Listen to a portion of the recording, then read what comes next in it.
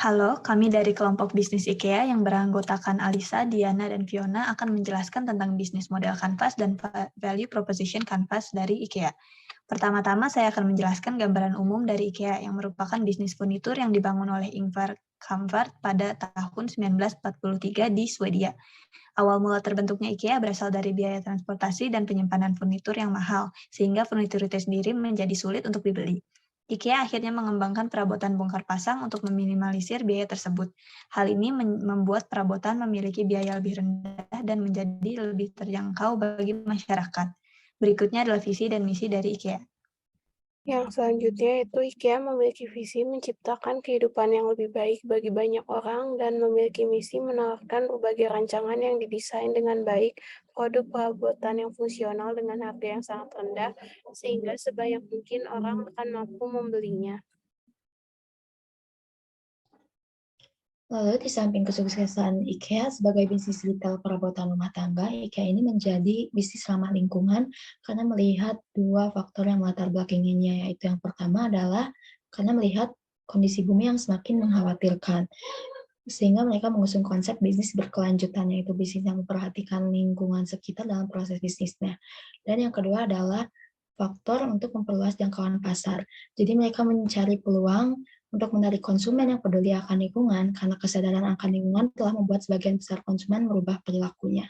Mereka ini yang ramah lingkungan cerdik dalam memilih produk. Mereka akan memilih produk yang memiliki manfaat lingkungan dan manfaat ekonomi. Lalu masuk ke bisnis model Canvas dari bisnis IKEA ini. Hal pertama yang akan kami bahas dalam bisnis model Canvas IKEA adalah customer segment. Konsumen yang ditargetkan oleh IKEA adalah orang-orang dari kalangan menengah ke atas dari berbagai usia, mau itu anak-anak atau orang tua. Apalagi mereka yang berkeluarga dan memiliki rumah yang ingin mereka dekorasi. Konsumen lain yang ditargetkan adalah bisnis perkantoran karena mereka seringkali membutuhkan perabotan untuk ruang kantor mereka. Kedua adalah value proposition dari IKEA. IKEA berbeda dari bisnis perabotan lain karena menyediakan produk dengan biaya yang lebih murah dari mereka. IKEA juga memiliki display menarik yang mendorong pelanggan untuk melakukan impulse buying karena desain dari toko IKEA yang mirip sebuah labirin. IKEA tidak hanya menawarkan perabotan, tapi juga makanan, minuman, dan barang perubahan lainnya. IKEA menawarkan pengalaman DIY sehingga mengurangi biaya dari assembly. Dan terakhir, IKEA menyediakan produk yang modern, minimalis, juga eco-friendly.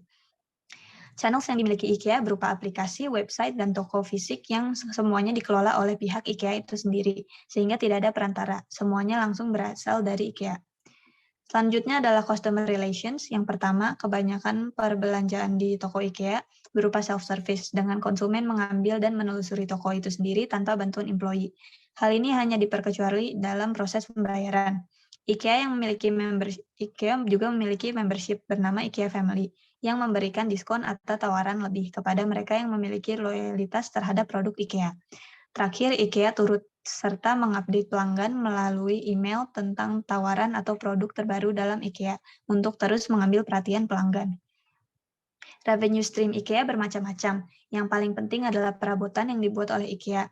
Namun ada hal lain seperti pelengkapan ruangan yang dapat berbentuk alat makan, lilin, boneka, dan sebagainya.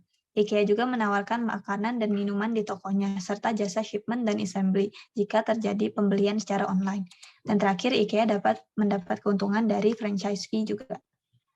Yang selanjutnya itu ada key resources, di mana IKEA menggunakan layanan dari sekitar 1.400 pemasok dari lebih dari 60 negara. Pemasok ini membentuk rantai besar dan juga membantu IKEA dalam merambah pasar baru. Key resources yang ada pada IKEA antara lain karyawan, data pelanggan, kendaraan, peralatan kantor seperti komputer dan printer, serta bahan baku. Yang ketujuh yaitu ada key activities yang ada pada IKEA, yaitu yang pertama merancang produk perabot rumah tangga yang modern dan minimalis sesuai perkembangan zaman. Yang kedua memproduksi furniture dan mebel. Yang ketiga memasarkan produk IKEA secara offline dan online. Yang keempat melayani pelanggan IKEA baik itu melalui toko fisik ataupun sosial media. Dan yang kelima melakukan riset dan penelitian. Yang keenam melakukan kegiatan logistik seperti memprediksi permintaan produk. Yang ketujuh, merancang strategi untuk pengembangan produk berkelanjutan yang mana IKEA menerapkan produk ramah lingkungan. Yang kedelapan yaitu ada key partners, yaitu kategori yang sesuai dengan IKEA, yaitu buyer-supplier relationship. Dan berikut beberapa key partners yang dimiliki oleh IKEA. Yang pertama, pemasok bahan baku, termasuk pemasok kayu, besi, dan lainnya. Yang kedua yaitu perusahaan manufaktur untuk memproduksi produk perabot IKEA. Yang ketiga yaitu jasa ekspedisi yang bekerja sama dengan IKEA untuk mengirimkan produk pelanggan ke alamat tujuan. Dan yang keempat, untuk melakukan pembayaran yang beragam guna memudahkan pelanggan melakukan pembayaran. Yang kesembilan ada cost structure, adapun biaya yang dibutuhkan untuk mendirikan dan mengoperasionalkan toko IKEA, yaitu yang pertama ada fixed cost yang terdiri dari biaya peralatan, biaya utilitas, dan biaya gaji karyawan. Yang kedua ada biaya variable cost yang terdiri dari biaya perlengkapan kantor, biaya produksi furniture dan mebel, biaya transportasi, biaya riset dan penelitian, biaya pemeliharaan aplikasi dan website IKEA, serta biaya pemasaran IKEA baik secara online ataupun offline. Yang ketiga yaitu economies of scale, di mana IKEA tidak memilikinya karena IKEA tidak dapat menjamin bahwa biaya bahan baku akan lebih murah. Yang keempat ada economics of scope, di mana sistem manufaktur IKEA yang fleksibel. Yang selanjutnya itu adalah value proposition canvas.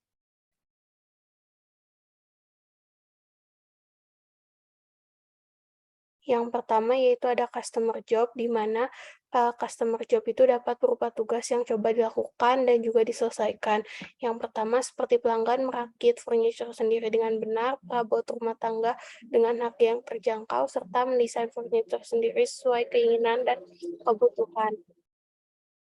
Lalu masuk ke customer pain yang menggambarkan apapun hal yang mengganggu pelanggan, seperti perakitan peralatan yang sulit, ongkos kirim mahal, harga perabotan yang terlalu mahal dengan kualitas yang biasa saja, merakit perabotan yang minta waktu, adanya bagian yang rusak saat merakit, dan produk yang tidak bergaransi. Lalu masuk ke customer gains atau keuntungan pelanggan, yaitu hasil atau manfaat yang diharapkan oleh pelanggan, seperti furniture yang nyaman digunakan, furniture dengan desain yang modern dan minimalis, tahan lama, proses perbelanjaan produk dengan mudah dan praktis, pengiriman produk tepat waktu, pelayanan perusahaan yang mudah dihubungi, produk ramah lingkungan, memiliki wadah untuk membuang perabotan lama, dan juga terdapat website atau aplikasi untuk memberi gambaran inspirasi desain interior.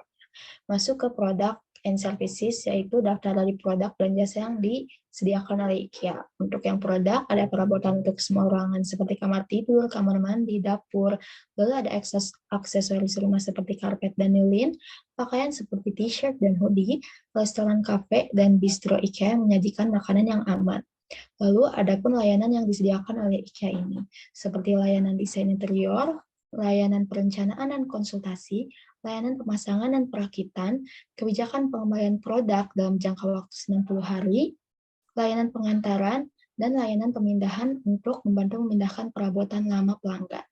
Lalu masuk ke pain reliever yang menggambarkan bagaimana produk dan jasa perusahaan dapat mengurangi rasa sakit pelanggan. Seperti IKEA ini memiliki harga perabotan yang terjangkau sesuai dengan konsep, visi, misi, dan juga ide bisnisnya. Lalu kualitas produk IKEA yang juga hasil dari uji lab, yaitu pengujian pengembangan produk, lalu produk yang bergaransi dihitung sejak hari pembelian, website IKEA yang berisi semua informasi produk dari IKEA, lalu ada layanan perakitan dan pemasangan, dan juga IKEA ini menerapkan sistem do it yourself sehingga memotong biaya pengiriman. Lalu masuk ke gain creators yang menjelaskan bagaimana produk dan jasa yang ditawarkan perusahaan dapat menciptakan keuntungan bagi pelanggan. Gain creators yang dilakukan oleh IKEA ini seperti produk ramah lingkungan, layanan pemindahan tersedia bagi pelanggan yang ingin buang perabotan lama, lalu website IKEA yang berisi informasi terkait IKEA maupun produknya, katalog digital IKEA yang berisi inspirasi perabotan rumah yang dicari pelanggan, lalu aplikasi IKEA untuk melakukan perbelanjaan secara online, lalu konsep demokratik desain untuk produk IKEA yang menggabungkan bentuk, fungsi, kualitas, dan keberlanjutan dari produk dengan harga yang terjangkau. Sehingga dapat disimpulkan bahwa value proposition canvas ini bermanfaat untuk mempertemukan keinginan pelanggan dengan nilai yang ditawarkan perusahaan. Sekian presentasi BMC dan PPC dari kelompok IKEA. Terima kasih.